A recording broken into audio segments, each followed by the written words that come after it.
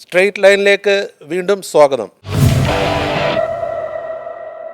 ചർച്ചകൾ നടന്ന് ജനത്തിൻ്റെ ഇടയിൽ പാർട്ടിക്ക് മോശം അഭിപ്രായമുണ്ട്. ജനങ്ങളാണ് യജമാനന്മാർ, നമ്മളൊക്കെ ദാസന്മാരാണ്. അല്ല, അതൊരു ശരിയായിട്ടുള്ള നടപടിയല്ല. ആരാണെങ്കിലും എക്സ് ഓർ വൈ ഞാൻ പറയുന്നത് ഒരു സമവായത്തിലൂടെ ലീഡറിനെ തിരഞ്ഞെടുക്കണം. ഇതൊരു ടേം വ്യവസ്ഥയിലാവണമെന്നുണ്ടോ? ടേം ഒന്നും വേണ്ട, ടേം ശരിയല്ല. 5 വർഷം ആരാണെങ്കിൽ എക്സ് ഓർ വൈ 5 വർഷം ഇരിക്കണം. ഇത്രയും ഭരണവിരുദ്ധ വികാരം ഉണ്ടായിട്ടും ഭൂരിപക്ഷം കിട്ടിയില്ലെങ്കിൽ പിന്നെ എന്തിനു കൊള്ളാം എന്നുള്ള രീതിയിലാണ് അദ്ദേഹം. ഇമ്പിച്ചി വാവ രാഷ്ട്രീയം തുടങ്ങിയ കാലത്ത് ഞാൻ ജനിച്ചിട്ടില്ല. ഇത്തവണ അങ്ങനെ ഒരുപാട് മ്യൂച്വൽ ട്രാൻസ്ഫർ നടന്നിട്ടുണ്ട്. പക്ഷേ ഞാൻ ആരും തന്നെ കുറ്റം പറയുന്നില്ല, കാരണം അവരെ പാർട്ടി തിരുത്തേണ്ടതായിരുന്നു. KPCC മുൻ പ്രസിഡന്റും സമുന്നത കോൺഗ്രസ് നേതാവും കോൺഗ്രസ് രാഷ്ട്രീയകാര്യ സമിതി അംഗവുമായ ശ്രീ കെ മുരളീധരനാണ് നമ്മുടെ ഇന്നത്തെ അതിഥി. നമസ്കാരം ശ്രീ കെ മുരളീധരൻ. നമസ്കാരം. ഇപ്പം രാഹുൽ ഗാന്ധി പറഞ്ഞത് സംഘനൃത്തം മതിയെന്നാണ്. പക്ഷേ ഇപ്പോൾ മോഹിനിയാട്ടവും ഭരതനാട്യവും കുച്ചിപ്പൊടിയും ഒക്കെ ആണല്ലോ കോൺഗ്രസിൽ. അത് ഈ പറഞ്ഞ പോലെ രാഹുൽ ഗാന്ധി അന്ന് പറഞ്ഞൊരു കാര്യമാണ് എനിക്ക് ഓർമ്മിപ്പിക്കാനുള്ളത്. കാരണം ജനങ്ങൾ UDF തന്നെയാണ് വോട്ട് ചെയ്തിട്ടുള്ളത്, അത് ഉറപ്പാണ്. കോൺഗ്രസ് നല്ല ഭൂരിപക്ഷത്തോടെ UDF അധികാരത്തിൽ വരും. ജയം ഉറപ്പാണ്, അക്കാര്യത്തിൽ സംശയമൊന്നുമില്ല. പക്ഷേ അങ്ങനെ വരുമ്പോൾ ഒരിക്കലും ജനങ്ങൾക്ക് ഞങ്ങളുടെ തീരുമാനം തെറ്റായി പോയെന്ന് തോന്നത്തക്ക രീതിയിൽ ഒരു പ്രവർത്തനവും കോൺഗ്രസിൻ്റെ ഭാഗത്ത് ഉണ്ടാവാൻ പാടില്ല എന്നാണ് എൻ്റെ അഭിപ്രായം. ഇപ്പോൾ കോൺഗ്രസ്സിന് ചില നടപടിക്രമങ്ങളുണ്ട്. അപ്പോൾ ഭൂരിപക്ഷം കിട്ടിക്കഴിഞ്ഞാൽ ആദ്യം കോൺഗ്രസ് MLA-മാരുടെ യോഗം വിളിക്കും. യോഗം വിളിച്ച് അവരുടെ അഭിപ്രായങ്ങൾ, വ്യക്തിപരമായ അഭിപ്രായങ്ങൾ എടുക്കും. പിന്നെ ഞങ്ങളൊരു പ്രമേയം സാധാരണ പാസ്സാക്കി ഡൽഹിക്ക് അയക്കും. ഡൽഹി MLA-മാരുടെ കൂടെ അഭിപ്രായം മാനിച്ചുകൊണ്ട് ഒരു തീരുമാനം ഡൽഹിയിൽ നിന്ന് പ്രഖ്യാപിക്കും. സ്വാഭാവികമായിട്ടും UDF സംവിധാനം ആയതുകൊണ്ട് ഘടകകക്ഷികളൊക്കെ വിവരങ്ങൾ അറിയിക്കും. അവരുമായിട്ടൊരു ആശയവിനിമയം നടത്തും. അങ്ങനെയൊക്കെയുള്ള പ്രോസസ്സുണ്ട്. അതനുസരിച്ചേ കാര്യം നടക്കൂ. അപ്പോൾ പിന്നെ ഇങ്ങനെ ഇന്നാൾ വരുന്നതാണ് നല്ലത് എന്നൊരു പരസ്യ പ്രസ്താവന നടത്തേണ്ട ആവശ്യം എന്താ? പക്ഷെ മുതിർന്ന നേതാക്കൾ തന്നെ രംഗത്ത് വന്നു. അതാണ് ഞാൻ പറഞ്ഞത്, അതൊന്നും ഒരു KPCC പ്രസിഡന്റ് കൂടിയാണ്. അതൊന്നും ഒരു ശരിയായ നടപടിയായിട്ട് ജനങ്ങൾക്ക് തോന്നുന്നില്ല. അല്ല, അദ്ദേഹം ഇന്നും ആവർത്തിച്ചു. ഇന്നിപ്പോൾ ഡൽഹിയിൽ വെച്ച് പറഞ്ഞത് ഇത്തരം ചർച്ച നടന്നാൽ എന്താ കുഴപ്പമെന്നാണ് ചോദിച്ചത്. ചർച്ചകൾ നടന്ന് ജനത്തിൻ്റെ ഇടയിൽ പാർട്ടിക്ക് മോശം അഭിപ്രായം ഉണ്ടാക്കും. അതായത് തെരഞ്ഞെടുപ്പ് ഫലം വരുന്നതിന് മുമ്പേ തല്ലുലേക്ക് പോകുന്നുള്ള, അതായത് പല ചാനലുകളും കാണിച്ചത് റിസൾട്ട് വന്നിട്ട് പോരെ ഈ തർക്കം എന്നുള്ള രീതിയിൽ തന്നെ നിഷ്പക്ഷരായിട്ടുള്ള ചാനലുകൾ ഇപ്പോൾ അഭിപ്രായം പറഞ്ഞിട്ടുണ്ട്. അപ്പോൾ അതൊക്കെ നമ്മൾ പരിശോധിക്കണം. കാരണം ജനങ്ങളാണ് യജമാനന്മാർ, നമ്മളൊക്കെ ദാസന്മാരാണ്. പക്ഷേ പലപ്പോഴും നമ്മൾ ജയിച്ചു കഴിഞ്ഞാൽ ജനങ്ങൾ ദാസന്മാരാണെന്ന് ചിന്താഗതി വരും. വന്നു കഴിഞ്ഞാൽ പിന്നെ ആ ജനപ്രതിനിധിക്ക് ഭാവിയില്ല. അതുകൊണ്ട് നമ്മൾ ജനങ്ങളുടെ അഭിപ്രായം കൂടെ നമ്മുടെ മനസ്സിലുണ്ടാവണം. നമ്മളൊരു അഭിപ്രായം പറയുമ്പോൾ ജനങ്ങൾ അതിനെക്കുറിച്ച് എങ്ങനെ പ്രതികരിക്കും എന്നുകൂടെ നമ്മുടെ മനസ്സിലുണ്ടാവണം. അതുകൊണ്ട് ഇപ്പോഴത്തെ ചർച്ച തികച്ചും അനാവശ്യമാണ്. 4-ാം തീയതി കഴിഞ്ഞാൽ അതിൻ്റെ നടപടിക്രമങ്ങൾ ആരംഭിക്കും. ഹൈക്കമാൻഡ് തന്നെ തീരുമാനങ്ങൾ എടുക്കും. സ്വാഭാവികമായിട്ടും എല്ലാ MLA-മാരോട് ജയിച്ചു എന്ന് എല്ലാവരുടെ അഭിപ്രായം ചോദിക്കും.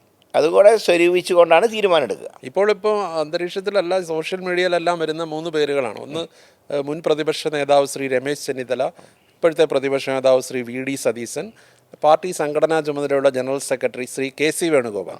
ഈ KC വേണുഗോപാലിൻ്റെ പേര് നേരത്തെ അടക്കം പറച്ചിലായിരുന്നെങ്കിൽ ഇപ്പം പരസ്യമായിട്ടുള്ള രീതിയിൽ ആൾക്കാർ അദ്ദേഹത്തിന് വേണ്ടി വാദിക്കുന്നുണ്ട്. എന്ത് തോന്നുന്നു? അല്ല, അതൊരു ശരിയായിട്ടുള്ള നടപടിയല്ല. ആരാണെങ്കിലും എക്സ് ഓർ വൈ ആരെ തിരഞ്ഞെടുത്താലും എന്താ പറയേണ്ടത്, അത് കേന്ദ്രത്തിൻ്റെ തീരുമാനം ഞങ്ങളൊക്കെ അംഗീകരിക്കും, ഒരു സംശയം കരുത്തില്ല. പക്ഷേ ഞങ്ങൾക്ക് അഭിപ്രായങ്ങളുണ്ടാവും. അത് പ്രകടിപ്പിക്കുന്ന സ്ഥലത്ത് പ്രകടിപ്പിച്ചാൽ മതി. അതൊരു ആ സമയത്ത് പ്രകടിപ്പിക്കുക. അത് ഹൈക്കമാൻഡ് പ്രതിനിധികൾ വന്ന് അവരോട് അഭിപ്രായം ചോദിക്കും. അപ്പോൾ നമുക്ക് അഭിപ്രായം പറയാം. അതല്ലാതെ ഇന്നാൾ വരുന്നതാണ് നല്ലത് എന്ന് നേരത്തെ പറയേണ്ട ഒരാവശ്യമില്ല. ഇതിൻ്റെ അകത്ത് തന്നെ ഇപ്പോൾ ഒരു പ്രത്യേകത KC വേണുഗോപാലിൻ്റെ കാര്യത്തിൽ അദ്ദേഹം തന്നെ ഹൈക്കമാൻഡാണ്. അതെ, അതാ ഞാൻ പറഞ്ഞത്. അപ്പോൾ ആ ഒരു അവസ്ഥയിൽ മാത്രമല്ല അദ്ദേഹം ഇത്തരം ചർച്ചകളെ തള്ളിപ്പറഞ്ഞിട്ടുമില്ല. അല്ല, ഞാൻ പറയുന്നത് ഹൈക്കമാൻഡ് ശക്തമായിട്ടുള്ള നിലപാടെടുക്കുന്നതാണ് എൻ്റെ പ്രതീക്ഷ. ഇനി ഇതുപോലത്തെ ചർച്ചകൾ വേണ്ട എന്ന് ഹൈക്കമാൻഡ് അടിവരയിട്ട് പറഞ്ഞാൽ ഈ ഏർപ്പാട് നിൽക്കും. ഇപ്പം തന്നെ ഈ സോഷ്യൽ മീഡിയയിലൊക്കെ അദ്ദേഹത്തിന്റെ മഹത്വങ്ങൾ പ്രതിപാദിക്കുന്ന ഒരുപാട് പോസ്റ്റ്. അല്ല, എല്ലാവർക്കും മഹത്വങ്ങളുണ്ട്. കോൺഗ്രസ് VS ശിവകുമാർ അടക്കം കഴിഞ്ഞ ദിവസം. അല്ല, ഞാൻ പറയുന്നത് നമ്മൾ വെറുതെ ഒരാളെ നമ്മൾ പുകഴ്ത്തുമ്പോൾ അത് മറ്റുള്ളവരെ എകഴ്ത്താനാവരുത്. ഈ 3 പേരും കോൺഗ്രസിൻ്റെ ദേശീയ നേതാക്കന്മാർ തന്നെയാണ്. ശ്രീ KC വേണുഗോപാൽ അഖിലേന്ത്യാ ജനറൽ സെക്രട്ടറി, സംഘടനാ ചുമതലയുള്ള വ്യക്തിയാണ്. കേരളത്തിൽ തീർച്ചയായിട്ടും അദ്ദേഹത്തിൻ്റെ സേവനം വളരെ പ്രയോജനപ്പെട്ടിട്ടുണ്ട്, സംശയമൊന്നുമില്ല. അതോടൊപ്പം തന്നെ പ്രതിപക്ഷ നേതാവിൻ്റെ സംഭാവനയുണ്ട്. അദ്ദേഹത്തിൻ്റെ കാൽക്കുലേഷനുകളും അദ്ദേഹം നടത്തിയ പ്രവർത്തനങ്ങളും തീർച്ചയായിട്ടും ജനങ്ങൾ അംഗീകരിക്കുന്നുണ്ടത്. കാരണം ഇപ്പോൾ ഞാൻ ഒരു ഉദാഹരണം പറയാം. പുതിയ യാത്ര നടന്നു. ആ യാത്രയുടെ പ്രത്യേകത എന്തായിരുന്നു? മറ്റുള്ള യാത്രകളെക്കാൾ ഇപ്പോൾ ഞാനൊക്കെ യാത്ര നടത്തിയിട്ടുണ്ട്, KPC പ്രസിഡൻ്റായിരുന്നു. പക്ഷേ അദ്ദേഹത്തിൻ്റെ യാത്രയുടെ പ്രത്യേകത, ഒരു ഭരണ സംവിധാനത്തിനെ വിമർശിക്കുമ്പോൾ അതോടൊപ്പം തന്നെ അതിൻ്റെ ഓൾട്ടർനേറ്റീവ് എന്താണ് അതുകൂടെ അദ്ദേഹത്തിൻ്റെ യാത്രയിൽ അദ്ദേഹം പറഞ്ഞിരുന്നു. അത് ജനങ്ങളെ വളരെയധികം ആകർഷിച്ചിട്ടുണ്ട്. അപ്പോൾ അദ്ദേഹം ഒരു വളരെ പ്രധാനപ്പെട്ട നേതാവാണ്. ശ്രീ രമേശ് ചെന്നിത്തല ഏറ്റവും സീനിയറായിട്ടുള്ള ആളാണ്, ഭരണപരിചയമുണ്ട്. അപ്പോൾ 3 പേരും പ്രധാനപ്പെട്ടവർ തന്നെയാണ്. 3 പേരും യോഗ്യരാണ്. 3 പേരും യോഗ്യരാണ്, സംശയമൊന്നുമില്ല. പക്ഷേ എല്ലാ രീതിയിലും താങ്കളും യോഗ്യനാണല്ലോ. അല്ല, ഞാൻ എൻ്റെ യോഗ്യതയെക്കുറിച്ച് ഞാൻ പറയേണ്ട കാര്യമൊന്നുമില്ല, ഞാനത് പറയുന്നുമില്ല. കാരണം എന്തിനാണ് വെറുതെ നമ്മളും അതിൻ്റെ ഇടയിൽ ഒരു നാലാവനായിട്ട് വെറുതെ എന്തിനാണ് പ്രശ്നം ഉണ്ടാക്കുന്നത്? അല്ല, ഇത്ര ഒരു സാധാരണ ഇങ്ങനൊരു ഇവർ തമ്മിലുള്ള ഒരു പോരുണ്ടാകുമ്പോൾ ഒരു സമവായ സ്ഥാനാർത്ഥിയായിട്ട് ഞാൻ പറയുന്ന ഒറ്റ കാര്യമേ ഉള്ളൂ. ജനങ്ങൾ വോട്ട് ചെയ്ത ജനങ്ങൾക്ക് തങ്ങളുടെ തീരുമാനം ശരിയായിരുന്നു എന്ന് ബോധ്യപ്പെടുത്തുന്ന രീതിയിലുള്ള പ്രവർത്തനം ഞാൻ ഉൾപ്പെടെയുള്ള നേതൃത്വത്തിൻ്റെ ഭാഗത്തുനിന്നുണ്ടാവണം. ഞാൻ അഭിപ്രായക്കാരനാണ്. ഇപ്പം 4-ാം തീയതി തിരഞ്ഞെടുപ്പ് ഫലം വന്ന ശേഷം തക്കതായിട്ടുള്ള വേദിയിലെ അങ്ങയുടെ അഭിപ്രായം എൻ്റെ അഭിപ്രായം പറയും. അതിൽ താങ്കൾക്ക് ഇവരെ കുറിച്ചുള്ളവരിൽ വ്യക്തമായൊരു അഭിപ്രായം ഞാൻ പറയും. ഉണ്ട്. എനിക്ക് ആവണമെന്നുള്ള കാര്യത്തിൽ എനിക്ക് അഭിപ്രായമുണ്ട്. ആ അഭിപ്രായം എനിക്ക് അവസരം വട്ടിയൂർക്കാവിലെ ജനങ്ങൾ നൽകുന്നതാണ് എൻ്റെ വിശ്വാസം. അങ്ങനെ നൽകിയാൽ ഉറപ്പായിട്ട് എൻ്റെ അഭിപ്രായം ഞാൻ പറയും. അല്ല, ഇപ്പം ഞാൻ നേരത്തെ ചോദിച്ച പോലെ തന്നെ ഇപ്പോൾ താങ്കളും വളരെ ചെറിയ കുഞ്ഞായിട്ടിരിക്കുമ്പം തന്നെ കെ കരുണാകരൻ എന്ന് പറയുന്ന കേരള രാഷ്ട്രീയത്തിലെ ഒരു ഭീഷ്മാചാര്യൻ്റെ കൂടെ വളർന്ന് രാഷ്ട്രീയം നന്നായിട്ട് പഠിച്ച് പാർട്ടിയിലും വന്നിട്ട് ആദ്യ തെരഞ്ഞെടുപ്പിൽ അടക്കം ജയിച്ച് വളരെ ദീർഘകാല അനുഭവ സമ്പത്തുള്ള ആളാണ്. അന്നേരം താങ്കൾ ഈ പദവിയിൽ വരണമെന്ന് ആഗ്രഹിക്കുന്ന ഒട്ടാറെ പേരുണ്ട്. അവരോട് എന്താ പറയാനുള്ളത്? ഞാൻ പറയുന്നത് ഒരു സമവായത്തിലൂടെ ലീഡറിനെ തിരഞ്ഞെടുക്കണം. സമവായത്തിലൂടെ തിരഞ്ഞെടുക്കണം. അല്ലാതെ ഒരു പരസ്പരം പോരടിച്ചുകൊണ്ടാവരുത്. ഇപ്പോൾ ഒരാളെ എന്താണെങ്കിൽ ഒരാളെ മുഖ്യമന്ത്രിയാക്കാൻ കഴിയൂ. അങ്ങനെ മുഖ്യമന്ത്രിയാക്കുമ്പോൾ ബാക്കിയുള്ളവർക്ക് അസ്വസ്ഥത ഉണ്ടാവാത്ത രീതിയിൽ തീരുമാനമെടുക്കണം. ഇതൊരു ടേം വ്യവസ്ഥയിലാവണമെന്നുണ്ടോ? ടേം ഒന്നും വേണ്ട. ടേം ശരിയല്ല. 5 വർഷം ആരാണെങ്കിൽ XRY 5 വർഷം ഇരിക്കണം. ആര് മുഖ്യമന്ത്രി ആണെങ്കിലും 5 വർഷം ഇരിക്കണം. കാരണം അത് 5 വർഷം ഇരിക്കുമ്പോൾ മാത്രമേ അതിൻ്റെ ഒരു ഗുണം ജനത്തിന് കിട്ടൂ. ഞാൻ പറയാം, ശ്രീ കെ കരുണാകരൻ 91 അത് അദ്ദേഹം അന്ന് 5 വർഷം തികച്ചിരുന്നെങ്കിൽ പിന്നീട് ഒരിക്കലും കോൺഗ്രസ്സിന് ഒരു പ്രതിപക്ഷത്തിൽ ഇരിക്കേണ്ട അവസ്ഥ വരില്ലായിരുന്നു. AK ആന്റണി 2004 അദ്ദേഹത്തിന് അന്ന് കാലാവധി തികയ്ക്കാൻ കഴിഞ്ഞിരുന്നെങ്കിൽ പിന്നീട് കോൺഗ്രസ്സിന് പ്രതിപക്ഷത്തിൽ ഇരിക്കേണ്ട സാഹചര്യം ഉണ്ടാവില്ലായിരുന്നു. ഈ 2 അനുഭവങ്ങൾ നമ്മുടെ മുമ്പിലുണ്ട്. ഈ 2 പേരെയും മാറ്റിയതുകൊണ്ടുള്ള ദോഷമാണ് പിന്നീട് ദീർഘകാലം കോൺഗ്രസ്സിന് പ്രതിപക്ഷത്തിരിക്കേണ്ടി വന്നു. ദീർഘകാലം ഞാൻ പറയാൻ കാരണം 2011 വിജയം ഒരു വിജയമായിട്ട് കണക്കാക്കാൻ നിവർത്തിയില്ല. കാരണം വളരെ ബ്രിമ്മിലാണ് ഭൂരിപക്ഷം കിട്ടിയത്. മാത്രമല്ല കോൺഗ്രസ് 2ാം സ്ഥാനത്തായിരുന്നു. 2001 ശേഷം കേരള നിയമസഭയിൽ കോൺഗ്രസ് 1ാം സ്ഥാനത്ത് വന്നിട്ടില്ല. ഇത്തവണ അതിൻ്റെ ചാൻസാണ്, നമ്മൾ 1ാം സ്ഥാനത്ത് വരാൻ പോകുന്നു. അപ്പോൾ അത് വീണ്ടും പഴയതിലേക്ക് തിരിച്ചു പോയാൽ ഇനിയൊരു തിരിച്ചുവരവ് പാർട്ടിക്ക് ഉണ്ടാവില്ല. ആ യാഥാർത്ഥ്യം നമ്മൾ മനസ്സിലാക്കണം. പഴയ കാലമല്ല, ഒരുപാട് ഓൾട്ടർനേറ്റീവ്സ് ഉണ്ട്. ഇപ്പോൾ പണ്ട് ഗ്രൂപ്പിൻ്റെ ഉള്ളിൽ എത്ര ഗ്രൂപ്പ് കളിച്ചാലും ഒരു ഗ്രൂപ്പിൽ നിന്ന് മറ്റേ ഗ്രൂപ്പിൽ നിന്ന് ഈ ഗ്രൂപ്പ്. ഇന്ന് അങ്ങനെയല്ല. ഇന്ന് പാർട്ടികൾ വ്യത്യസ്ത പാർട്ടികളിലേക്ക് പോകുന്നു. ഈ യാഥാർത്ഥ്യങ്ങൾ നമ്മൾ മനസ്സിലാക്കണം. അതായത് കോൺഗ്രസ് വിട്ട് മറ്റ് രാഷ്ട്രീയ പാർട്ടികളിലേക്ക് പോകാനും മടിക്കാത്ത നേതാക്കന്മാരുടെ എണ്ണം കൂടി വരുന്നു. ഇപ്പം തന്നെ ഈ പഴയ കാലത്തേക്ക് തിരിഞ്ഞു നോക്കിക്കഴിഞ്ഞാൽ ലീഡറെ ശ്രീ കെ കരുണാകരനെ മാറ്റിയിട്ട് ഹൈക്കമാൻഡിൻ്റെ പ്രതിനിധിയായിട്ടാണ് ശ്രീ AK ആന്റണിയും കൂടെ വരുന്നത്. ആ രീതിയിൽ ഇപ്പോൾ ഈ തെരഞ്ഞെടുപ്പിൽ ജയിച്ച നിയമസഭാ കക്ഷി അംഗങ്ങളായി തിരഞ്ഞെടുക്കപ്പെടുന്ന ആൾക്കാരുടെ ഭൂരിപക്ഷത്തിൽ നിന്നുള്ള ഒരാളായിരിക്കും മുഖ്യമന്ത്രിയാവുന്നത്. അല്ല, അങ്ങനെയാണ് സാധാരണ ചെയ്യാറ്. പിന്നെ അത് മാത്രമല്ല, സാഹചര്യങ്ങൾ നോക്കി ഹൈക്കമാൻഡ് തീരുമാനം എടുക്കാം. MLA അല്ലാത്ത ആളും വരാം. അല്ല, അത് ഹൈക്കമാൻഡാണ് തീരുമാനിക്കേണ്ടത്. എനിക്ക് എൻ്റേതായ അഭിപ്രായങ്ങളുണ്ട്. അത് ഞാൻ പറഞ്ഞല്ലോ, അത് വട്ടിയൂർക്കാവിലെ ജനങ്ങൾ എനിക്കൊരു പെർമിഷൻ നൽകിയാൽ പറയേണ്ട രീതിയിൽ ഞാൻ പറയും. ഇപ്പം അതിനെക്കുറിച്ച് പറയുന്നില്ല. വട്ടിയൂർക്കാവിലെ ജയസാധ്യത എങ്ങനെയുണ്ട്? എനിക്ക് നല്ല ശുഭപ്രതീക്ഷയുണ്ട്, ജയിക്കുന്നുള്ള ശുഭപ്രതീക്ഷയുണ്ട്. ആരാണ് യഥാർത്ഥത്തിൽ എതിരാളി? ഈ ശ്രീലേഖയായിരുന്നോ? അല്ല, ലാസ്റ്റ് വന്നപ്പോൾ LDF UDF മത്സരമായിട്ട് മാറിയിട്ടുണ്ട്. ശരിക്കും LDF അവകാശപ്പെടുന്ന ഇപ്പോഴും ഭരണത്തുടർച്ച, 3ാം ഭരണത്തുടർച്ച. എന്തുകൊണ്ടത് അവർക്ക് കിട്ടാതെ? അല്ല, അത് 4ാം തീയതി വരെ അവർ പറയുമല്ലോ. 4ാം തീയതി വരുമ്പോൾ എല്ലാവരും ജയിക്കുമല്ലോ. 4ാം തീയതി വരെ തോൽക്കുന്നവരാരുമില്ല. 4ാം തീയതി കഴിഞ്ഞാലാണ് യഥാർത്ഥത്തിൽ ജയിക്കാൻ പോകുന്ന ആരാണ്, തോൽക്കാൻ പോകുന്ന ആരാണ് എന്ന് തീരുമാനമാവുക. പക്ഷേ ഇപ്പോഴത്തെ രാഷ്ട്രീയ സാഹചര്യത്തിൽ ഭരണവിരുദ്ധ വികാരം ശക്തമാണ്. ശബരിമലയിലെ സ്വർണ്ണക്കൊള്ള ശക്തമാണ്, അതിനെതിരായിട്ടുള്ള വികാരം.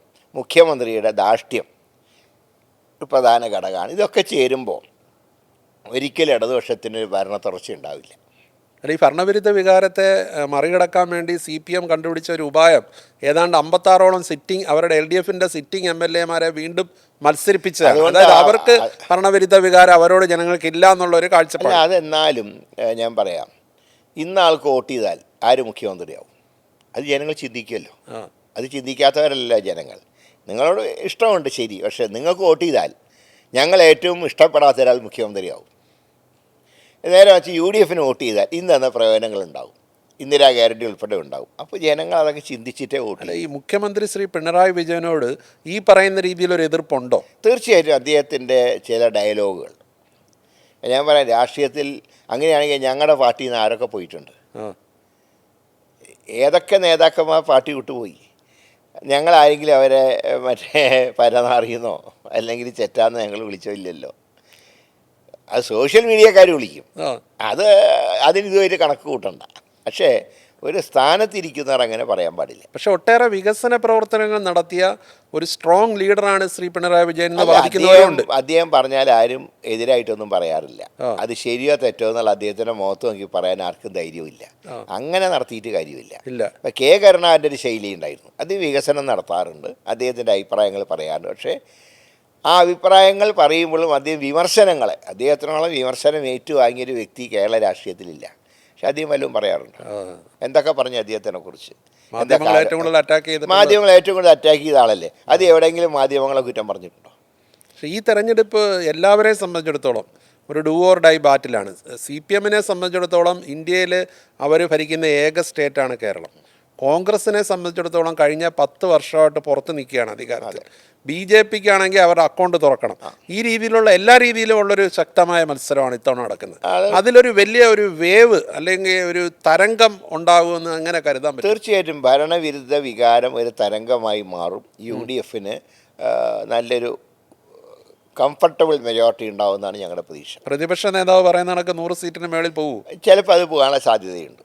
പ്രതിപക്ഷ നേതാവ് തന്നെ ഒരു പ്രസ്താവന ഇറക്കിയിട്ടുണ്ട്. UDFന് അധികാരം കിട്ടിയില്ലെങ്കിൽ അദ്ദേഹം രാഷ്ട്രീയത്തിൽ നിന്ന് റിട്ടയർ ചെയ്ത് രാഷ്ട്രീയ വനവാസത്തിന് പോകും. അല്ല, അദ്ദേഹം പറഞ്ഞ അദ്ദേഹത്തിന് അത്ര ഉറപ്പുണ്ട്, അത്ര ആത്മവിശ്വാസം അദ്ദേഹത്തിനുണ്ട്. അങ്ങനെയൊക്കെ ഉള്ളൊരു സ്റ്റേറ്റ്മെന്റ് രാഷ്ട്രീയത്തിൽ ഇറക്കാൻ പറ്റും. രാഷ്ട്രീയം എന്ന് പറയുന്ന ജയപരാജയങ്ങളുടെ ഒരു വേദിയാണ്. അതല്ല അദ്ദേഹം പറഞ്ഞത്. ഇത്രയും നല്ല ചാൻസ് ഉണ്ടായിട്ടും പ്രയോജനപ്പെടുത്താൻ കഴിഞ്ഞില്ലെങ്കിൽ ഞാൻ ആ സ്ഥാനത്തിരിക്കാൻ യോഗ്യനല്ല എന്നാണ് അദ്ദേഹം പറഞ്ഞത്. അത് നമ്മൾ അതിൻ്റെ ഒരു അർത്ഥം മനസ്സിലാക്കണം.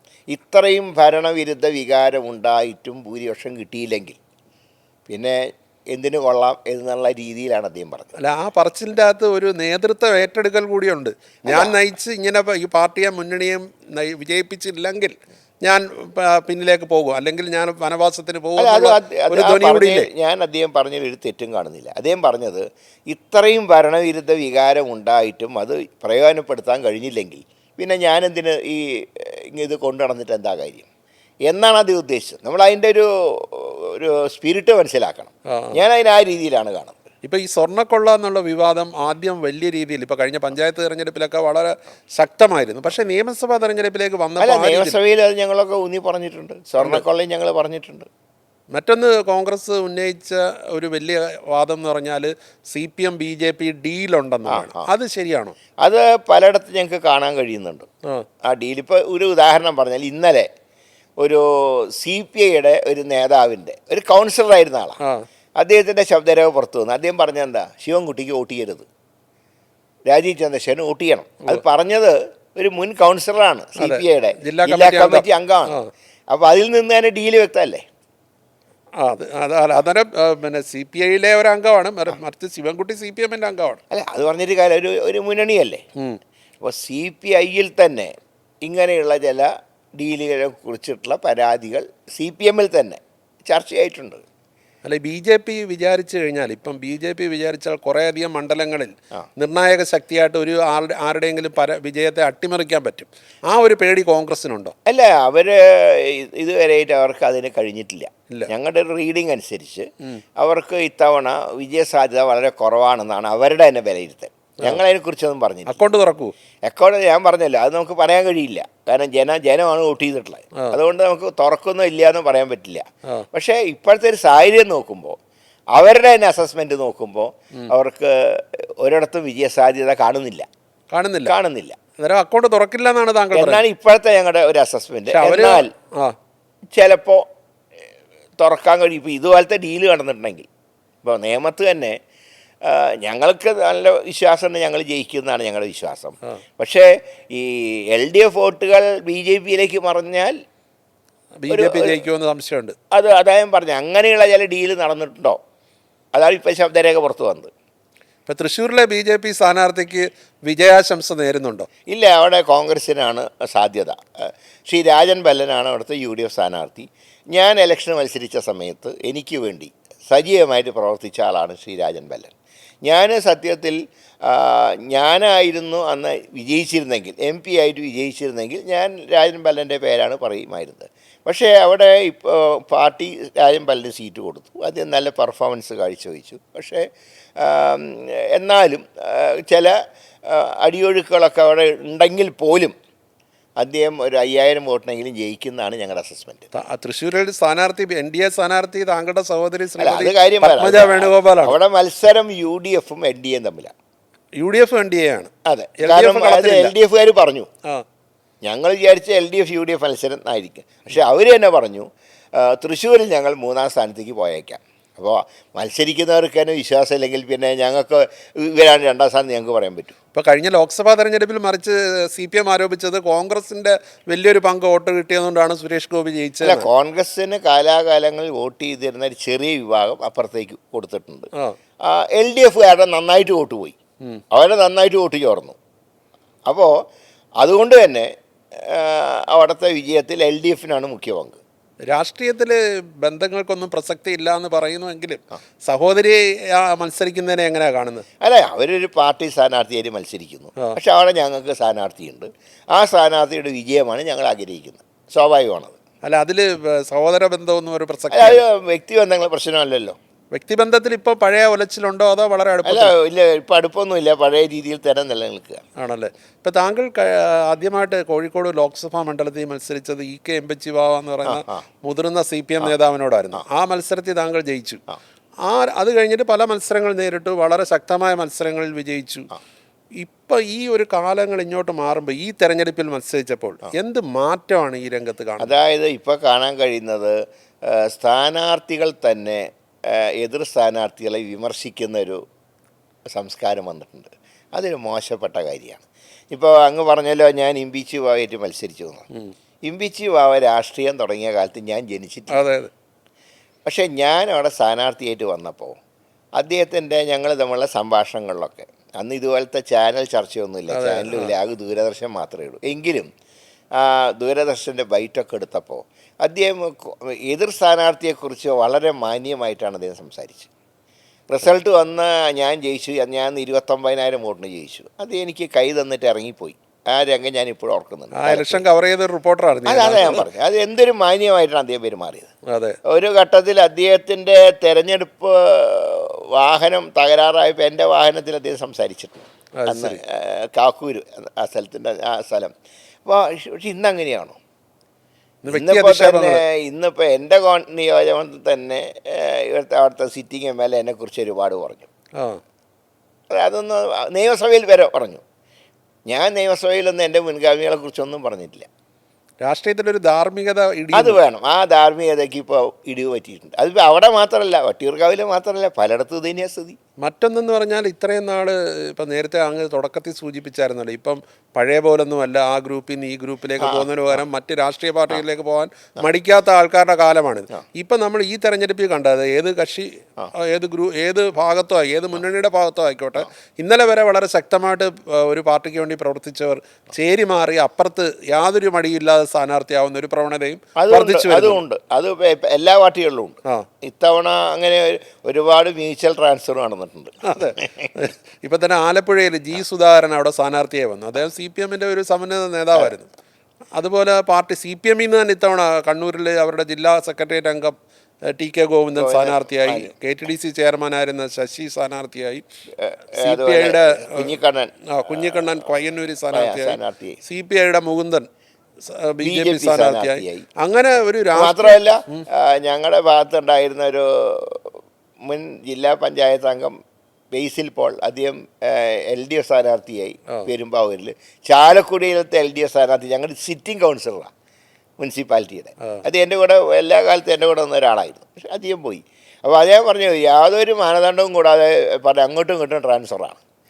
സാധാരണ ഈ മറ്റേ വർഷാന്ത്യത്തിൽ ട്രാൻസ്ഫർ നടക്കില്ല സർക്കാർ ജീവനക്കാരുടെ, ഏതാണ്ട് അതുപോലെയാണ് സ്ഥാനാർത്ഥികളുടെ ട്രാൻസ്ഫർ നടന്നത്. ഈ ഒരു തെരഞ്ഞെടുപ്പിൽ വിജയിക്കാൻ കഴിഞ്ഞില്ലെങ്കിൽ, തെരഞ്ഞെടുപ്പിൽ ജയവും പരാജയവും ഉണ്ട്, പക്ഷേ കോൺഗ്രസിനെ സംബന്ധിച്ചിടത്തോളം അതൊരു വലിയ തിരിച്ചടി ആവത്തില്ലേ? തീർച്ചയായിട്ടും. കാരണം ഇത്രയും നല്ലൊരു ഗോൾഡൻ ചാൻസ് ഉപയോഗിക്കാൻ കഴിഞ്ഞില്ലെങ്കിൽ അത് പാർട്ടിക്ക് തിരിച്ചടി തന്നെയാണ്, ഒരു സംശയം അക്കാര്യത്തില്ല. 2021 തെരഞ്ഞെടുപ്പിലും അന്നും ഒരുപാട് വിവാദങ്ങൾ, സ്വർണ്ണ ചെമ്പ് വിവാദം, ബിരിയാണി ചെമ്പിൽ സ്വർണ്ണം കടത്തി, ഇതെല്ലാം ഉണ്ടായിരുന്നു. 2021 ഒരു പ്രത്യേകത കോവിഡ് കാലമാണ്.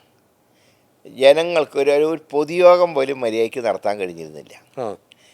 അതുകൊണ്ട് ഭരണവിരുദ്ധ വികാരങ്ങളെക്കാൾ അന്ന് കിറ്റ്, അതുപോലെ തന്നെ മറ്റ് സൗജന്യങ്ങൾ, ഇതൊക്കെ ധാരാളം വോട്ടർമാരെ സ്വാധീനിച്ചു. കാരണം അവർ ഭരണത്തിൻ്റെ വിജയപരാജയങ്ങൾ നടത്തിയില്ല. പകരം കോവിഡാണ്, ഭയന്ന് പുറത്തിറങ്ങാൻ നിവർത്തിയില്ല. അപ്പോൾ വീട്ടിൽ കിറ്റ് എത്തുന്നു, സൗകര്യങ്ങൾ ഒരുക്കുന്നു. അതൊക്കെ കണ്ടപ്പോൾ ജനം വോട്ട് ചെയ്തു. അല്ല, മുഖ്യമന്ത്രിക്ക് അന്നൊരു രക്ഷകന്റെ പരിവേഷം ലഭിച്ചിരുന്നു. അന്ന് അങ്ങനെ ഒരു പരിവേഷം ഉണ്ടാക്കി. ഒരു പരിവേഷം ഉണ്ടാക്കി. അതിലെ ജനങ്ങൾ അതിൽ കുറച്ച് മയങ്ങുകയും ചെയ്തു. അതെല്ലാം മാറിയോ? അതെല്ലാം മാറി. ഇപ്പോൾ രക്ഷകൻ്റെ ഒന്നും ഒരുവില്ല. കഴിഞ്ഞ 10 വർഷത്തെ ഒരു LDF ഭരണത്തെ നോക്കി കാണുന്നത് എങ്ങനെയാണ്? പ്രത്യേകിച്ച് പിണറായി ഏക വ്യക്തി ഭരണമായിരുന്നു. ഏക വ്യക്തി ഭരണം. CPI ഭരണമല്ല, ഏക വ്യക്തി ഭരണമായിരുന്നു. CPI ഒക്കെ ഘടകകക്ഷിയായിരുന്നു. ഒരു കാര്യം ഉണ്ടായില്ല. അവർക്ക് മറ്റേ ഏറാം മൂളാൻ മാത്രമേ കഴിഞ്ഞിരുന്നു. ഞാൻ അത്ഭുതപ്പെടുന്നത് കോൺഗ്രസിനോടൊപ്പം ഉണ്ടായിരുന്ന കാലത്ത് CPIയുടെ നേതൃത്വം ഞാൻ ഇപ്പോഴും ഓർക്കുകയാണ്. മുഖ്യമന്ത്രി ഞാൻ പറയാം, രാജൻ കേസ് വന്നപ്പോൾ അന്ന് പരസ്യമായി മുഖ്യമന്ത്രി ധാർമ്മികമായി രാജിവെക്കണം എന്ന് പറഞ്ഞൊരു പാർട്ടിയാണ് CPI. അന്ന് PK വാസുദേവൻ നായരും വെളിയം ഭാർഗവനൊക്കെയാണ് അന്ന് പാർട്ടിയെ നയിച്ചിരുന്നത്. പക്ഷെ ഇത്തവണ ഈ സ്വന്തം പാർട്ടി സ്ഥാനാർത്ഥിയെ പൂരം കലക്കി തോൽപ്പിച്ചിട്ട് പോലും പ്രതികരിക്കുന്നില്ല. വ്യത്യാസം, ആ പാർട്ടിയുടെ വ്യത്യാസം. ശക്തമായ നേതൃത്വം ഇല്ല എന്നുള്ള അവസ്ഥയിലേക്കായി, ആ രീതിയിലേക്കായി. ഇപ്പോൾ അറ്റ്ലീസ്റ്റ് കാനം രാജേന്ദ്രൻ വരെ ഒരുമാതിരി പിടിച്ചു നിന്നിരുന്നു. പക്ഷെ ഇന്നപ്പോൾ അത് കാണുന്നില്ല. ഇപ്പോൾ ബിനോയ് വിശ്വൻ്റെ അടുത്ത സുഹൃത്താണ് അദ്ദേഹം, നല്ലൊരു വ്യക്തിയാണ്, നല്ലൊരു കമ്മ്യൂണിസ്റ്റുകാരനാണ്. പക്ഷെ എന്തുകൊണ്ടോ ഒരു പാർട്ടിയുടെ ആ പഴയ പ്രതാപം നിലനിർത്തുന്നതിൽ അദ്ദേഹത്തിന് വീഴ്ച പറ്റി. അതായത് CPM അടിച്ചു നീക്കാൻ പറ്റുന്നില്ലെന്നാണോ? ചില കാര്യങ്ങൾ വേണ്ടി വരും. കോൺഗ്രസുമായിട്ട് ഭരിച്ച കാലത്ത് അങ്ങനെ അടിച്ചു നിന്നിട്ടുണ്ട് അവർ. എനിക്ക് അനുഭവമുണ്ട്. അച്യുതമേനോൻ മുഖ്യമന്ത്രിയായിരുന്ന കാലത്ത് കെ കരുണാകരൻ ആഭ്യന്തരമന്ത്രിയായിരുന്നു. ലൈസൻ കമ്മിറ്റിയിലൊക്കെ നല്ല വിമർശനം ഉണ്ടായിട്ടുണ്ടെന്ന്. അത് ശരി, എനിക്കൊക്കെ ഓർമ്മയുണ്ട്. ഞങ്ങളുടെയൊക്കെ കുട്ടിക്കാലത്ത് അന്ന് എന്തൊരു ബഹളായെന്ന് അറിയാം. മന്മാനും ബംഗ്ലാവ്, ഞങ്ങളൊക്കെ പുറത്ത് നിന്നിട്ട് ഇങ്ങനെ കേൾക്കുന്ന ശബ്ദം. പക്ഷെ അന്ന് C. അച്യുതമേനോൻ ആയിരുന്നു മുഖ്യമന്ത്രിയെങ്കിലും ഭരിച്ചിരുന്നത് ലീഡർ ആയിരുന്നെന്നുള്ള, കാരണം ആഭ്യന്തര വകുപ്പ് അദ്ദേഹത്തിൻ്റെ കയ്യിലുണ്ടായിരുന്നു. പിന്നെ മുഖ്യമന്ത്രി എന്നുള്ളതിൽ അച്യുതമേനോൻ വളരെ പക്വതയായിട്ടാണ് പെരുമാറുന്നത്. ഒരിക്കലും ആ ഒരു ഇക്വേഷൻ തകരാതെ അദ്ദേഹം നോക്കിയിരുന്നു. ഒരിക്കലും അദ്ദേഹം പ്രകോപിതനായിട്ടില്ല. അദ്ദേഹം ചിരിച്ചുകൊണ്ട് തന്നെ കാര്യങ്ങൾ നേരിട്ടു. അതാണ് അദ്ദേഹത്തിൻ്റെ വിജയം എന്ന് പറയുന്നത്. അപ്പോൾ ആ ഒരു ഇക്വേഷനിൽ അന്ന് വിമർശനങ്ങൾ ഉണ്ടായിട്ടുണ്ട്. അന്ന് ലൈസൻ കമ്മിറ്റിയിലൊക്കെ PK വാസുദേവൻ നായർ വളരെ പതിഞ്ഞ ശബ്ദത്തിലാണെങ്കിലും അതിശക്തമായി കോൺഗ്രസിൻ്റെ ചില നയങ്ങളെ വിമർശിച്ചിട്ടുണ്ട്. ഇപ്പോൾ എനിക്കിപ്പോഴും ഓർമ്മയുണ്ട്, 77 കേരള കോൺഗ്രസിൻ്റെ ലയനത്തിന് അത് വിമർശിച്ചിട്ടുണ്ട്. അതേപോലെ നിങ്ങളൊക്കെ അങ്ങ് തീരുമാനിച്ചാൽ മതി, ഞങ്ങളൊക്കെ പിന്നെ എന്തിനാ എന്ന് വരെ ചോദിച്ചിട്ടുണ്ട്. അതാണ് ആ പാർട്ടിയുടെ പാരമ്പര്യം. അത് ഇന്നുണ്ടോ എന്ന് അവരാലോചിക്കണം. കോൺഗ്രസിനോടൊപ്പം നിന്നപ്പോൾ CPIക്ക് 2 തവണ മുഖ്യമന്ത്രിമാർ 2 തവണയായി. ഒന്ന് C. അച്യുതമേനോൻ, കാരണം അന്ന് 16 MLA-മാരാണ് CPIക്ക്. കോൺഗ്രസിന് അന്ന് 32 പേര് ജയിച്ചു വന്നു. എന്നിട്ട് അവരെ മുഖ്യമന്ത്രിയാക്കി. അത് അച്യുതമേനോൻ്റെ ഒരു വ്യക്തിപ്രഭാവം അതൊരു പ്രധാന ഘടകമായിരുന്നു. പിന്നീട് കുറച്ചാൾ ലീഗിന് ഏതാനും നാളെ CH 2 കോൺഗ്രസിൽ പിളർന്ന കാലമാണ്. 2 കോൺഗ്രസ് വിഭാഗങ്ങളുടെയും പിന്തുണയോടെ CH ഏതാണ്ട് 2 മാസം മുഖ്യമന്ത്രിയായി. അതെ. അന്നേരം ഇപ്പം നോക്കുമ്പോൾ ഇപ്പം CPI കോൺഗ്രസ് മുന്നണിയിലില്ല, പക്ഷെ ലീഗിന് ഒരു വലിയ അപ്രമാദിത്വം ഈ മുന്നണിയിലുണ്ടോ? അങ്ങനെയൊന്നുമില്ല. കാരണം അവർ ഇപ്പം തന്നെ ഈ കഴിഞ്ഞ തെരഞ്ഞെടുപ്പിൽ അവർ കഴിഞ്ഞ തവണ നിന്ന സീറ്റ് മാത്രമേ ആവശ്യപ്പെട്ടിട്ടുള്ളൂ. അതിൽ ചില സീറ്റുകൾ വെച്ച് മാറി. അപ്പോൾ അതിൽ വളരെ സോഫ്റ്റായിട്ടുള്ള സമീപനം അവർ സ്വീകരിച്ചു. അവർക്കാണെങ്കിൽ കൂടുതൽ ചോദിക്കായിരുന്നില്ലേ? അല്ല, CPM ഒക്കെ ഉന്നയിക്കുന്ന ഒരു വലിയ വാദം ഇപ്പം ഈ തെരഞ്ഞെടുപ്പിൽ അത് ഒരു പരിധിവരെ ഉണ്ടായിരുന്നു. കാരണം ലീഗിനായിരിക്കും മേൽക്കൈ, കോൺഗ്രസ് ഭരണമാണ് വരുന്നതെങ്കിലും അതിനെ നിയന്ത്രിക്കുന്നത് മുസ്ലിം ലീഗ് ആയിരിക്കും. ഒരു പക്ഷേ എനിക്ക് തോന്നുന്നത് ഭൂരിപക്ഷ സമുദായത്തിൻ്റെ വോട്ടുകൾ ആകർഷിക്കാൻ വേണ്ടി നടത്തിയ ശ്രമമായിരിക്കും. ഇപ്പം കഴിഞ്ഞ ലോക്സഭയിൽ ന്യൂനപക്ഷ വോട്ടുകൾ സ്വാധീനിക്കാൻ വേണ്ടി ഏറ്റവും തരംതാണ രീതിയിലുള്ള പ്രചരണം മുഖ്യമന്ത്രി നടത്തി. ഏറ്റില്ല. എന്നാൽ പിന്നെ മറ്റേതൊന്ന് പരീക്ഷിക്കാം എന്ന് കരുതി കാണും. ഇപ്പം ഞാൻ പറയാം, ഈ കഴിഞ്ഞ ഇലക്ഷനിൽ 2021 27 സീറ്റ് ലീഗ് മത്സരിച്ചു. ഒരു സീറ്റ് എടുത്താണ് കൂടുതൽ ചോദിച്ചില്ല. ആ 27 സീറ്റ് തന്നെ എടുത്തു. ചില സീറ്റുകൾ ചേഞ്ച് വരുത്തി. ഇപ്പോൾ ഒരു പാലക്കാട് സീറ്റ് അതും മറ്റേ ചേലക്കരയായിട്ട് വെച്ച് മാറി. അങ്ങനെ ചില സീറ്റുകൾ വെച്ച് മാറി. പക്ഷേ റിസൾട്ട് വരുമ്പോൾ UDFനാണ് ഭൂരിപക്ഷമെങ്കിൽ ലീഗ് മന്ത്രിപദം 5 എന്നുള്ളത് 6 ചോദിക്കുമെന്നും ഉപമുഖ്യമന്ത്രി പദം ചോദിക്കുമെന്നും ഒക്കെ പറയുന്നത്. തിരൂർ ജില്ല ചോദിക്കുമെന്ന് പറയാം. ഈ അവർ മാക്സിമം സഹകരിക്കുന്ന കാര്യത്തിൽ സംശയമില്ല. അപ്പോൾ അവർ പറഞ്ഞല്ലോ, ഞങ്ങൾ ഉപമുഖ്യമന്ത്രി സ്ഥാനം ആവശ്യപ്പെടില്ല. അങ്ങനെ കട്ടൻ ഡ്രൈ ആയിട്ട് ഏതെങ്കിലും പാർട്ടി LDFൽ പറയൂ. പക്ഷേ ഉപമുഖ്യമന്ത്രി സ്ഥാനം ഒരിക്കൽ അവർക്കുണ്ടായിരുന്നു. ഒരിക്കലുണ്ട്. അത് അന്ന് CHന് വേണ്ടി കൊടുത്തതാണ്. അതായത് 980 ഈ പറഞ്ഞ പോലെ 80-ൻ്റെ അല്ല 79-ൻ്റെ അവസാനത്തിൽ CH മുഖ്യമന്ത്രിയായി. അപ്പോൾ ഒരു മുൻ മുഖ്യമന്ത്രിയെ വെറും മന്ത്രിയെ ഇരുത്തരുത് എന്ന് K കരുണാകരന് താല്പര്യമുണ്ട്. അപ്പോൾ അദ്ദേഹത്തിന് CH ആയിട്ടുള്ള ബന്ധത്തിൻ്റെ ഉദാഹരണം. അപ്പം അദ്ദേഹമാണ് പറഞ്ഞത്. അന്ന് പറയുമ്പോൾ കോൺഗ്രസ് ലയിച്ചിട്ടില്ല. ഒന്നാമത്തെ കക്ഷി കോൺഗ്രസ് ആയി, രണ്ടാമത്തെ കക്ഷി കോൺഗ്രസ് A ആയിരുന്നു. പിന്നെ രണ്ടുപേരും പിന്നീടാണ് ലയിച്ചത്. അപ്പോൾ ശരിക്കും പറഞ്ഞാൽ ഒന്നാമത്തെ അന്ന് 80 ദിവസത്തെ മന്ത്രിസഭയിൽ ഉമ്മൻചാണ്ടി ചെയ്യുന്നു രണ്ടാമൻ, 82-ൽ വയലാർ ചെയ്യുന്നു രണ്ടാമൻ. പക്ഷേ CH ഉള്ളതുകൊണ്ട് അദ്ദേഹം പറഞ്ഞു ഉപമുഖ്യമന്ത്രി സ്ഥാനം CHന് വേണം. CH മരിച്ചപ്പോൾ ഔക്കാദർകുട്ടി നഹീം വളരെ സീനിയറായിട്ടാണ്. അപ്പോൾ അദ്ദേഹം പറഞ്ഞു, K കരുണാകരൻ പറഞ്ഞു, എന്നാൽ പിന്നെ ഇത് കണ്ടിന്യൂ ചെയ്യട്ടെ. അല്ല, ലീഗിനെ സംബന്ധിച്ചിടത്തോളം ഇപ്പോൾ PK കുഞ്ഞാലിക്കുട്ടി അദ്ദേഹത്തിന് വേണമെങ്കിൽ ഉപമുഖ്യമന്ത്രി അദ്ദേഹത്തിന് ആവശ്യപ്പെടാതെ അദ്ദേഹം പറഞ്ഞാൽ ഞാൻ ആവശ്യപ്പെടില്ല, ഞങ്ങളുടെ പാർട്ടി ആവശ്യപ്പെട്ടാൽ അത് തെറ്റില്ലെന്നാണോ? ആവശ്യപ്പെട്ടാൽ തെറ്റൊന്നുമില്ല. കാരണം രണ്ടാമത്തെ കക്ഷി ആവശ്യപ്പെട്ടാൽ എന്താ തെറ്റ്? പക്ഷെ അവരാവശ്യപ്പെടില്ല എന്ന് പറഞ്ഞു. കാരണം അവർ മനസ്സിലായി ഇതിനെ വെച്ച് ചില മുതലെടുക്കും. ഇപ്പോൾ താങ്കൾ നേരത്തെ പറഞ്ഞ കണക്ക് ഈ ഒരു മറുപക്ഷത്തിൻ്റെ സവർണ അല്ല ഹിന്ദു വോട്ട് കോൺസെൻട്രേറ്റ് ചെയ്യാൻ വേണ്ടി ഇറക്കിയ ഒരു വാദമാണെങ്കിലും ഈ പൊതുവെ പറയുന്നത് ഈ അധികാരത്തിൽ UDF വന്നു കഴിഞ്ഞാൽ പ്രധാനപ്പെട്ട വ്യവസായം, വിദ്യാഭ്യാസം, അങ്ങനെയൊക്കെയുള്ള പ്രധാനപ്പെട്ട വകുപ്പുകളെല്ലാം ലീഗിന് പോകും. അല്ല, ഇത്തവണ എല്ലാ കാര്യങ്ങളും പരിശോധിക്കും. കോൺഗ്രസും ലീഗുമായിട്ട് ചില വകുപ്പുകൾ തന്നെ ചിലപ്പോൾ വെച്ച് മാറാം. അത് ഞാൻ പറയേണ്ട കാര്യമല്ല, അല്ലെങ്കിൽ ശേഷം നടക്കേണ്ട കാര്യമാണ്. എല്ലാ കാര്യങ്ങളും ആലോചിച്ചുകൊണ്ട് UDF യുക്തമായിട്ടുള്ള തീരുമാനം എടുക്കും. ഇപ്പം തന്നെ BJPയുടെ ഒരു വളർച്ച, ഇപ്പം പഞ്ചായത്ത് തെരഞ്ഞെടുപ്പിൽ അവരുടെ ശതമാനം കുറഞ്ഞു. പക്ഷേ തിരുവനന്തപുരം പോലെ ഒരു കോർപ്പറേഷൻ പിടിച്ചു, തൃപ്പൂണിത്തുറ മുനിസിപ്പാലിറ്റി പിടിച്ചു, കുറേ അധികം പഞ്ചായത്തുകളിലും വിജയിച്ചു. ആ ഒരു വളർച്ചയുടെ ഗ്രാഫ് മുകളിലേക്കല്ലേ ശരി? അല്ല, അതിൽ തിരുവനന്തപുരം കോർപ്പറേഷനിൽ കഴിഞ്ഞ തെരഞ്ഞെടുപ്പ്, അതായത് 2020 നടന്ന തെരഞ്ഞെടുപ്പിൽ BJPക്ക് 35, LDFന് അന്ന് 50-ൽ കൂടുതൽ സീറ്റുണ്ട്, 54, 85 അങ്ങനെ. UDF വളരെ ശുഷ്കമായിരുന്നു, 10 സീറ്റേ കിട്ടിയത്. അപ്പോൾ ഇത്തവണ ഭരണവിരുദ്ധ വികാരം അതിശക്തമായിരുന്നു. പ്രത്യേകിച്ച് ആര്യ രാജേന്ദ്രൻ്റെ പെരുമാറ്റങ്ങളും കാര്യങ്ങളും വളരെ നെഗറ്റീവായിരുന്നു. പക്ഷേ ഞാൻ അതിൽ ആര്യ രാജേന്ദ്രനെ കുറ്റം പറയുന്നില്ല, കാരണം അവരെ പാർട്ടി തിരുത്തേണ്ടതായിരുന്നു. അത് തിരുത്തിയില്ല. അത് പാർട്ടിക്കാണ് കുറ്റം. കാരണം ഒരു പുതിയ ഒരാൾ വരുമ്പോൾ സ്വാഭാവികമായിട്ടും ഉണ്ടാകുന്ന പാളിച്ചകളുണ്ട്. അതിനെ പാർട്ടി തിരുത്തണം. അത് തിരുത്തിയില്ല പാർട്ടി. ഇപ്പോൾ എല്ലാ കുറ്റവാളിയുടെ തലയിൽ വെച്ചിട്ട് കാര്യമില്ല. അവർ തിരുത്തിയില്ല പാർട്ടി. പാർട്ടി അത് തെറ്റ് ചെയ്തു. ഏതായാലും ആ ഭരണവിരുദ്ധ വികാരം നോക്കിയപ്പോൾ എതിർഭാഗത്ത് BJPയും അതിൻ്റെ താഴെയാണ് UDF. അപ്പോൾ 10-50 ഞാൻ പറഞ്ഞപ്പോൾ ഒരു അവിശ്വാസം ജനങ്ങൾക്കുണ്ടായിരുന്നു. അതേ സമയത്ത് 35-51 എളുപ്പമാണല്ലോ. അതുകൊണ്ടാണ് ഈ തിരുവനന്തപുരത്ത് BJP ജയിക്കുന്നത്. അല്ലാണ്ട് BJPയുടെ സ്ട്രെങ്ത് കൊണ്ട് ജയിച്ചതല്ല. പക്ഷേ BJP അതിനു വേണ്ടിയുള്ള ഒരു പ്രവർത്തനം വളരെ ദീർഘകാലമായിട്ട് നേരത്തെ തുടങ്ങിയിരുന്നു. പക്ഷേ കോൺഗ്രസ് പോലൊരു പാർട്ടി ഇപ്പം നമ്മൾ ഇപ്പോൾ വൻ ഭൂരിപക്ഷത്തിൽ അധികാരത്തിൽ വരുമെന്ന് പറയുമ്പോൾ ഇപ്പം 22 സീറ്റിൽ നിൽക്കുന്ന ഒരു സ്ഥലത്ത് നിന്ന് എത്ര സീറ്റിലേക്ക് പോകണമെങ്കിൽ ഒരു വലിയൊരു ടാസ്ക് അല്ലേ? അല്ല, അതുണ്ടല്ലോ, ആ വെല്ലുവിളി ഞങ്ങൾ ഏറ്റെടുത്തിട്ടുണ്ടല്ലോ. അതിൻ്റെ ഗുണം ഉണ്ടായിട്ടുണ്ടല്ലോ. ഞാൻ പറയാം, കഴിഞ്ഞ ബൈ ഇലക്ഷനുകളിൽ LDFൻ്റെ കയ്യിലുണ്ടായിരുന്ന നിലമ്പൂര് പിടിച്ചെടുത്തു. UDFൻ്റെ സീറ്റുകളുടെ എണ്ണം ഭൂരിപക്ഷം വർദ്ധിപ്പിച്ചു. LDFിൻ്റെ ഏക സീറ്റ് അവർ നിലനിർത്തിയ ചേലക്കരയാണ്. ഭൂരിപക്ഷം പകുതിയായി. അപ്പോൾ അതൊക്കെ ഒരു നേട്ടമല്ലേ? ഇപ്പം CPM-നുള്ളിൽ ഇപ്പോൾ വലിയൊരു അന്തഛിദ്രം ഉണ്ടായെന്നുള്ള രീതിയിലാണ് ഈ തെരഞ്ഞെടുപ്പിൽ ഒരുപാട് ആൾക്കാർ മുൻകാലങ്ങളിൽ നിന്ന് വ്യത്യസ്തമായിട്ട് പാർട്ടി വിട്ടുപോയി ഇപ്പോൾ UDF-ൻ്റെ അടക്കം സ്ഥാനാർത്ഥികളെ വന്നിട്ടുണ്ട്. ആ ഒരു CPM-ൽ ഉണ്ടായിരിക്കുന്ന ഈ സംഭവവാസങ്ങളെ എങ്ങനെ കാണും? അതായത് പാർട്ടിയുടെ നയങ്ങളിൽ നിന്നും പാർട്ടി വ്യതിചലിച്ചപ്പോൾ വളരെ വികാരം പ്രവർത്തകർക്ക് ഉണ്ടായിട്ടുണ്ട്.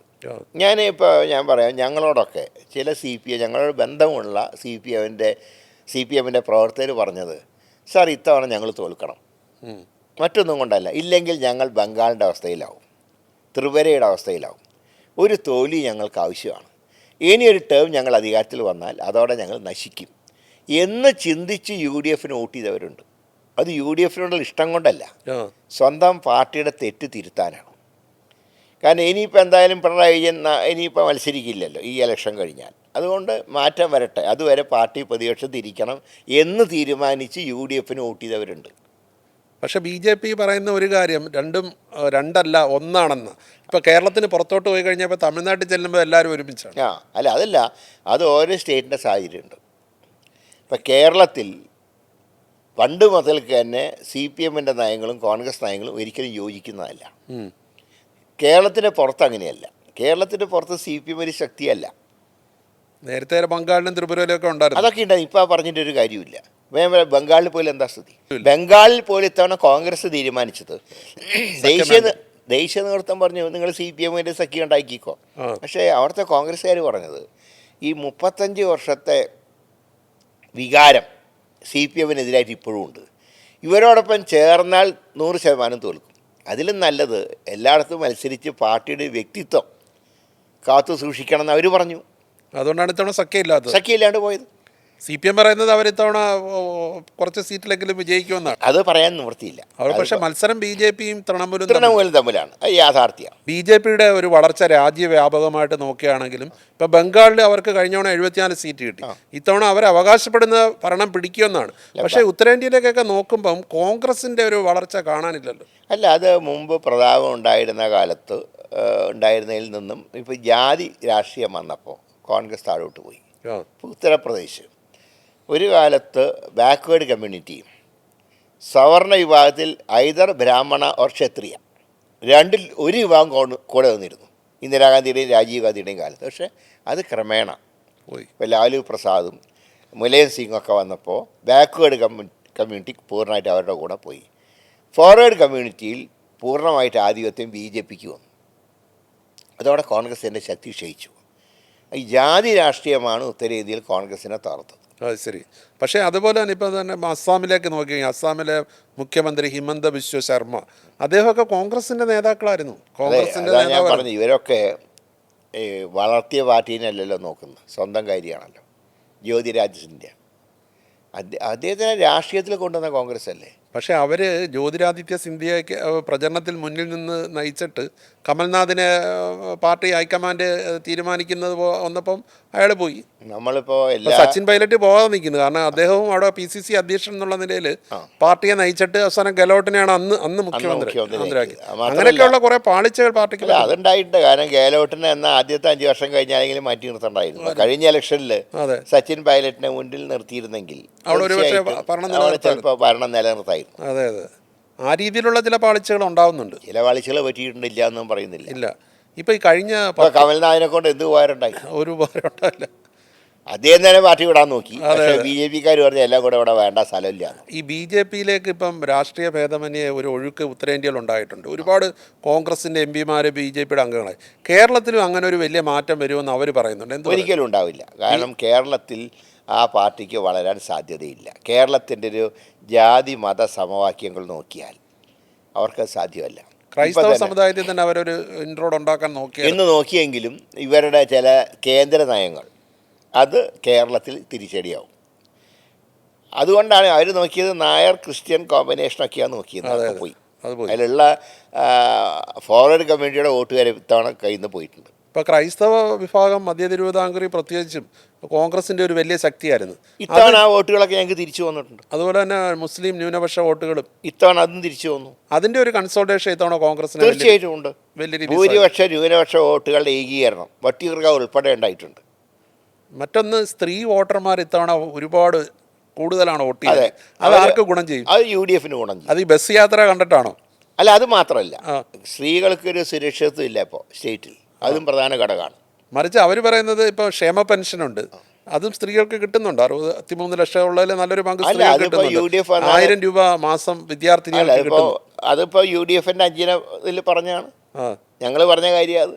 അന്നേരം ഇത് വാശിയോടുകൂടി വോട്ട് ചെയ്ത് ഒരു പക്ഷേ ഇടതുപക്ഷത്തിനായിക്കൂടെ എന്നും ചിലർ ഒരിക്കലുമില്ല. കാരണം ഗ്യാരണ്ടിയിൽ പ്രധാനപ്പെട്ടത് KSRTCയിലെ സൗജന്യ യാത്ര, കുട്ടികൾക്ക് 1000 രൂപ, ക്ഷേമ പെൻഷൻ 3000 രൂപയാക്കിയത്, വയോജനങ്ങൾക്ക് ഇൻഷുറൻസ്, ഇതൊക്കെ പ്രത്യേകതയാണ്.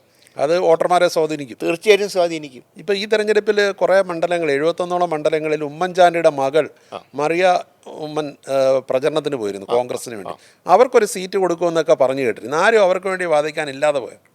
അല്ല, അവർക്കൊക്കെ സീറ്റിന് അർഹതയുള്ളവർ തന്നെയാണ്, അർഹതയുള്ളവർ തന്നെ. തീർച്ചയായിട്ടും. പിന്നെ ഒരു വീട്ടിൽ നിന്ന് 2 പേര് വരരുതെന്ന് പറയുന്നതിൽ എന്തെങ്കിലും കാര്യമുണ്ട്? കാരണം കോൺഗ്രസിന്റെ പ്രതിപക്ഷ നേതാവ് ഞാനും പത്മയും ഒരുമിച്ച് മത്സരിച്ചിട്ടുണ്ടല്ലോ. ഉണ്ട്, 2016 മത്സരിച്ചു. അതെ, അതുപോലെ തന്നെ പ്രതിപക്ഷ നേതാവ്, ലോക്സഭയിലെ പ്രതിപക്ഷ നേതാവും സഹോദരിയും മത്സരിക്കുന്നു. അല്ല, അതിലൊന്നും ഒരു തെറ്റൊന്നുമില്ല. ഒരു വീട്ടിൽ നിന്ന് 2 പേര് വന്നാൽ തെറ്റൊന്നുമില്ല. കാരണം ജനങ്ങളുടെ അടുത്താണല്ലോ വോട്ടിന് പോകുന്നത്, അല്ലാതെ ഓട് പൊളിച്ചിറങ്ങുകയല്ലോ. അതെ അതെ, അങ്ങനെ ആരും ഈ തെരഞ്ഞെടുപ്പിലും ഓട് പൊളിച്ച് കേരളത്തിൽ ഇറങ്ങുന്നില്ലെന്ന് കരുതുന്നു. ഇറങ്ങിയേ പറ്റില്ല, ജനങ്ങൾ ജയിപ്പിച്ചാലേ ജയിക്കാൻ പറ്റും. അല്ല, ജനങ്ങളെ ജയിപ്പിക്കാത്തവരാരെങ്കിലും ഇറങ്ങുമെന്ന് കരുതുന്നുണ്ടോ? അപ്പോൾ മെയ് 4-ന് ഇലക്ഷൻ രാവിലെ വോട്ടെണ്ണി കഴിയുമ്പോൾ എന്തായിരിക്കും റിസൾട്ട്? ഞാൻ പറയുന്നത് റിസൾട്ട് UDF ജയിക്കും. എത്ര സീറ്റ്? ഞാൻ പറയും മിനിമം 85 മുതൽ 100 വരെ ജയിക്കും. 85 മുതൽ 100 വരെ ജയിക്കും. വട്ടിയൂർക്കാവിൽ തീർച്ചയായിട്ടും UDF ജയിക്കും, നല്ല ഭൂരിപക്ഷത്തിൽ ജയിക്കും. അപ്പോൾ എല്ലാ രീതിയിലും അങ്ങ് ആഗ്രഹിക്കുന്ന പോലെ UDF ജയിക്കട്ടെ. എല്ലാ ആശംസകളും. നമസ്കാരം.